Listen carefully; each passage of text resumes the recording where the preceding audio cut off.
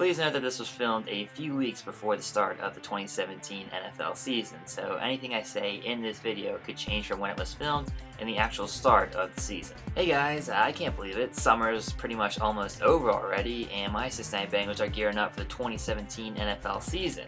After last year's mediocre run that saw them miss the playoffs for the first time in the Dalton Green era, will my beloved Cincinnati Bengals be able to bounce back big this year and reclaim their spot in the postseason? Allow me to explain. Let's start with the offense. On paper, they look like they could be explosive. AJ Green is easily one of the best wide receivers in the game, and he's back for the 2017 season.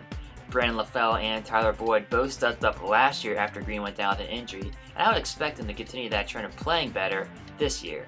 Also, the Bengals drafted the speedy wide receiver out of Washington, John Ross, whose explosive, blazing speed on the field could play a huge role for the Bengals and their offensive game plan this year. The running back should also be another big asset for the Bengals this year. Giovanni Bernard is coming off a knee injury, and despite that, he has looked fantastic in the NFL preseason and in training camp. Jeremy Hill could also hopefully find that rookie form that made him a breakout star in 2014, and the two of them could prove to be one of the best running back duos in the NFL. If Hill can't find that for him though, Joe Mixon is waiting in the wings to take his spot as the starting running back.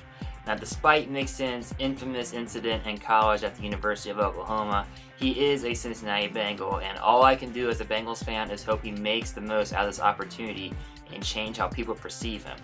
During training camp and during the preseason, he has looked fantastic as a running back and could really give Jeremy Hill a run for his money as starting running back for the Cincinnati Bengals. Tyler Eifert is back, and if he can stay healthy, he will be a huge asset to the Bengals and their offensive game plan in 2017.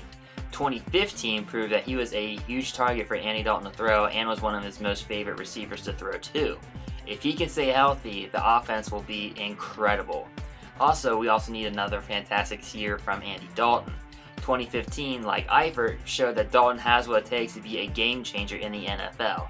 Hopefully he can maintain that form in 2017 and help take the Bengals to the next level as their starting quarterback. However, there are a few concerns I have about the offense this year, first one being Ryan Hewitt. I'm a huge Ryan Hewitt fan, and the guy was very versatile and played a huge role for the Bengals offense in 2015. They gave him a big contract extension, and then for some reason they hardly used him in 2016. The guy can play football and is one of my favorite players. I want to see him on the field more often as he is a game changer out there. Hopefully 2017 sees Hewitt step into that role he had in 2015 and help the Bengals out on the offensive side of the ball. Another big concern I have about the Bengals offense this year is perhaps the biggest concern I have about the team overall in 2017. The offensive line was terrible last year, and hopefully they can get better this year. It won't be easy though. Andrew Whitworth and Kevin Zeitler have left the franchise completely, and the team did try to make up for that by re-signing Andre Smith. However, Cedric Aboyhe and Jake Fisher will need to step up their game big time in order to supply Dalton the proper protection that he needs so he's not getting crushed seemingly every play. Moving on to the defensive side of the football, I think they should be just fine. We still have guys like Carlos Dunlap, Geno Atkins, Vontaze Burfict, and George Iloka leading the way, and even though Adam Jones will be suspended because of his run-in with the law in the offseason, that could be a blessing in disguise, as it will allow Darqueze Dennard and William Jackson III a chance to get onto the field and prove themselves to Bengals Nation. We also drafted guys like Jordan Willis and Carl Lawson, with Lawson being an absolute phenom during training camp and the preseason.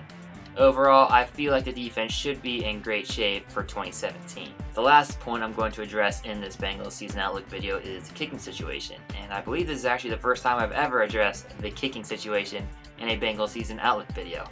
Last year's kicking situation was not good, as Mike Nugent had a very unfortunate end to his Bengals career as he was cut from the team for missing too many field goals and extra points. They then signed Randy Bullock, who did an okay job but nothing eye-popping throughout the end of the 2016 year. They then drafted Jake Elliott in the 2017 NFL Draft, and the two have been having a kickoff competition seemingly during the offseason and training camp. However, they have been neck and neck, and at this point it is too close to determine who will be the starting kicker. Personally, I hope it will be Jake Elliott. He's younger, and I think he's got more upside as a Bengals kicker in the long run. Whoever it is though, if they can perform in the regular season the way they're performing in the preseason, then the kicking situation should be a lot better than what it was in 2016. In conclusion, I think that this year's Bengals team will be better than last year's squad. I also think they'll post a better record and hopefully regain a spot in the playoffs as a wild card berth. I see them finishing no better than 10-6, and as I said earlier, qualifying for the playoffs, and hopefully they can go on a little run and end the playoff drought that has plagued Cincinnati since 1990. I'm 25 years old, and I have not seen the Bengals win in the postseason in my entire life. Hopefully this is the year, and maybe they can have some magic in the postseason and bring that Lombardi trophy to Cincinnati. Hoo day.